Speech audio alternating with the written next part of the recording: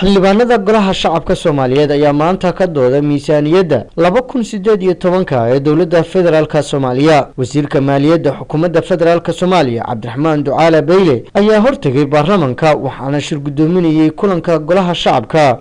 gudoomiye ku-xigeenka koowaad ee baarlamaanka federaalka Soomaaliya. Wasiirka Wasaaradda Maaliyadda ayaa ugu horeyn baarlamaanka la hadlay waxaana uu xildhibaanada baarlamaanka ka dalbaday inay ansixiyaan miisaaniyadda. walaalayaal markaan ka hadlayno waxa la kordhiyo iyo waxa la bixiyo imaka everybody halka kale waan dhageystay waxa la bixiyo weyn xalkeedu xageen ka bixinaa meel laga wada hadlahay ilaa dawladii dadkii ugu sareeyay baa tii xageen ka bixinaa xageen xoolo ka keenna ya xageen ka keenna baryadeeni waa la diiday la barya ma jirta isku filaadalay marka anigoo idinku raacsan oo halka aad saarantiin everyone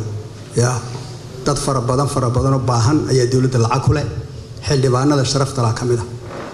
shaqaale kale oo aad u liita kamida. ugu dambeyntii xildhibaano ka tirsan golaha shacabka Soomaaliyeed ayaa ra'yigooda ka dhiibtay miisaaniyadda wasiirka maaliyadda hor keenay golaha shacabka Soomaaliya. guddigu waxay ku sheegeen inaan miisaaniyadda loo qoontayn si dheelitiran arrinta anigu aan xoogaal badan wahay weey oo xafiisyo badan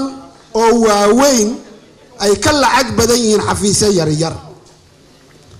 sida lacagta ku helaan iyo hadii la dhaho faahfaahina aanay faahfaahin karin oo aniga iyo niman badan oo xildhibaan oo halkan fadhiyana aan isku fahmi la'anahay qodobkaas waxa weeye dadkii xildhibaanada ahaa ee xuquuqda ay ka maqnayd in la soo dhiibo ma inaan ka xishoono. Beyle wasiirka maaliyadda hadduu rabo inuu noo hayso arintana si hees ah uu ku gudbiyo markaan ma shaqeynayso arintaas wasiir si oo xoog laan kula hadlay dhageyso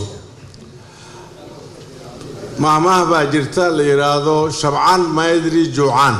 Xasan Wali Sheekh Abubakar Honkabel TV magaalada Muqdisho.